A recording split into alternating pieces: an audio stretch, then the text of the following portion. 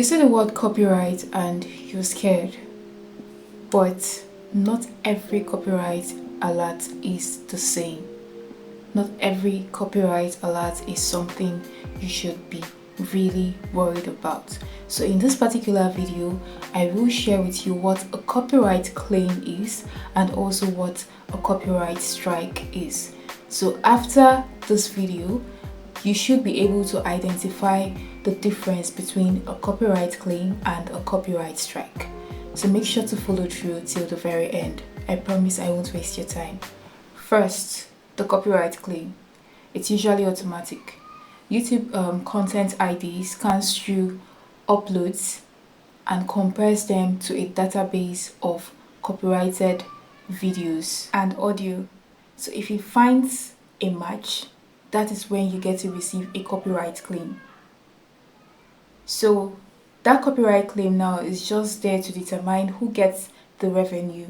Either the main, like the original owner of whatever video or audio you're using. So it's now left for the original owner, like the main owner, to either detect or decide if he wants it to be restricted to some parts, or he wants every revenue that is going to be gotten from that particular video or audio to himself or herself. So when you get to receive a copyright claim, do not panic. It doesn't in any way punish your channel, right? It's different from a copyright strike.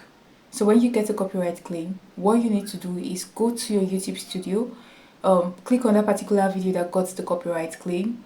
Then you get to find out, you see the details as to what is actually making this video have a copyright claim. It could be the audio you used, it could be the background sound, it could be anything, it could be the entire video, right? It depends on wherever you got that video from. So there are options to this, all right? There are options to this. You get to choose if you want to, trim out that particular segment that has been highlighted as a copyrighted content. So it's either you get to trim out the segment, or you get to just accept it and decide that whatever revenue that comes out of that particular video that you uploaded, the revenue is going to be given to the rightful owner.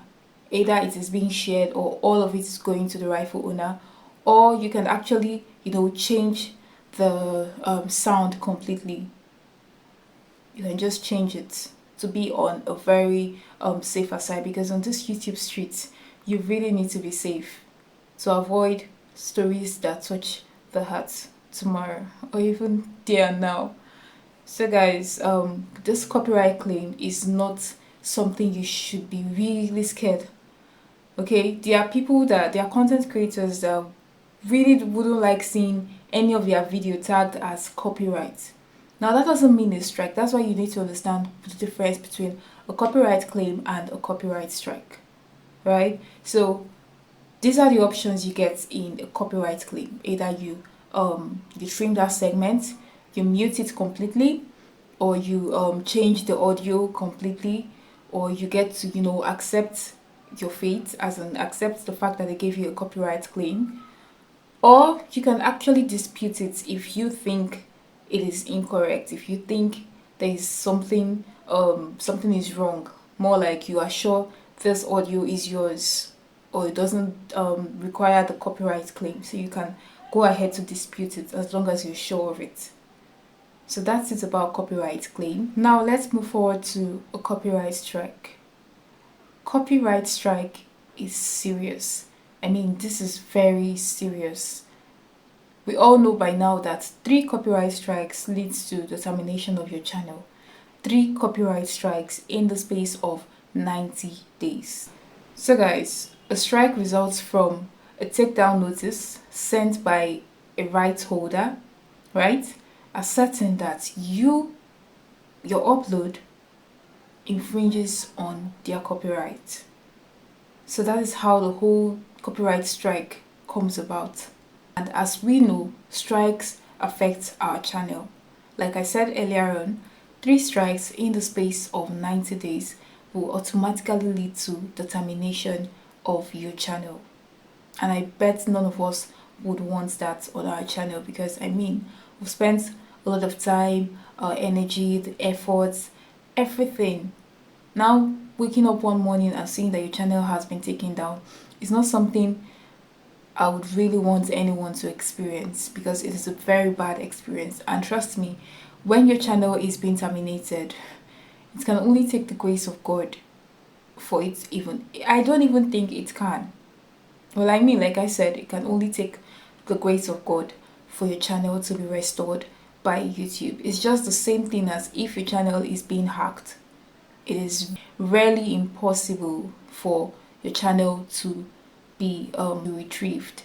So in as much as we are trying to keep our uploads, to make sure we upload every day, to make sure we are right on track, we should always be cautious about anything that will lead to a copyright strike. So guys, if you get a strike, the first thing to do is, go to your YouTube studio, or through the Chrome version, where you get to see more details about it. Then you read through everything that was sent to you. In that particular strike notice, you're going to see the claimant's email address, how you can contact the claimant. So if you're very certain that, if you're not so certain that that particular upload of yours is not really yours, like you are probably you probably got the video from somewhere, or you're very certain that you didn't do this yourself, then you can actually send a message to the claimant using the contact email address there. Most of the times they always have a contact address, so you reach out to the claimant. Then if after doing so and the claimant doesn't get to reply to you, or doesn't reach out to you at the end of everything, you can now file a counter notice, more like a counter notification. That's where you get a legal advice, and that is where once it's sent, you get to have the claimant gets to have 10 US business days for he or she to revert back to YouTube and probably present more evidence. But if he or she doesn't get to do this after the 10 days, then it is automatically stated, right, that you are in your rights.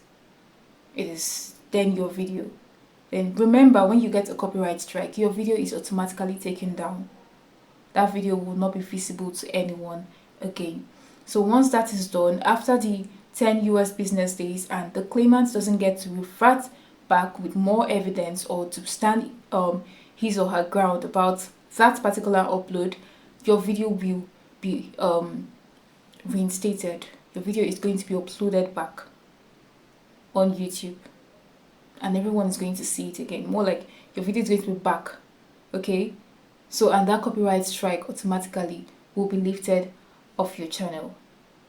So that's basically how the whole copyright strike thing. If you get a copyright strike and you're certain that it is your video, okay, you feel that you are in your right, not just feeling, you are sure that you are in your right, there and then you can go for a counter notice that you applying for legal advice. Okay, so but if you're not certain and you feel, or you're at the mercy of the claimant, make sure to reach out to the claimant through the email address, the contact address you can see in the email that was sent to you about the copyright strike. I really do hope we understand the difference now between a copyright claim and a copyright strike. A copyright claim, you really don't need to panic. It's now for you to know what to do.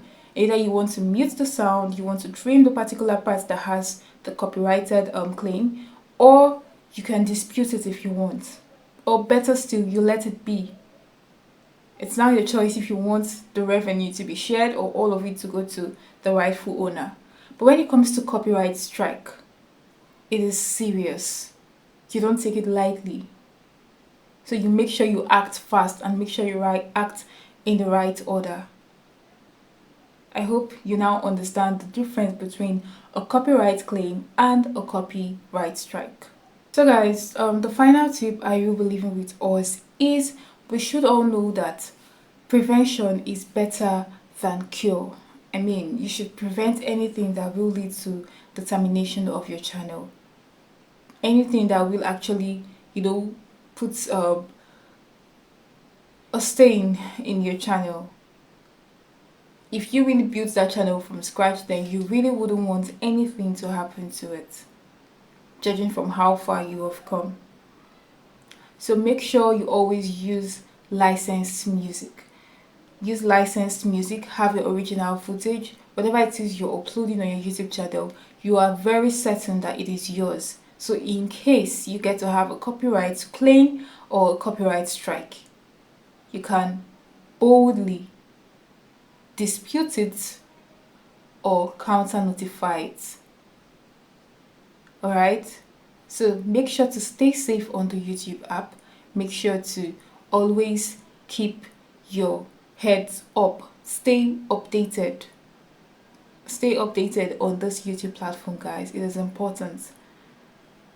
I will be ending this video here, and I really hope that you enjoyed it and you learned one or two things from this particular video. If you have a question and you feel I probably didn't talk about something, you can as well drop it in the comment section. See you in the next one. Bye for now, guys. Do not forget to click the subscribe button, like, comment, and share. Until next time.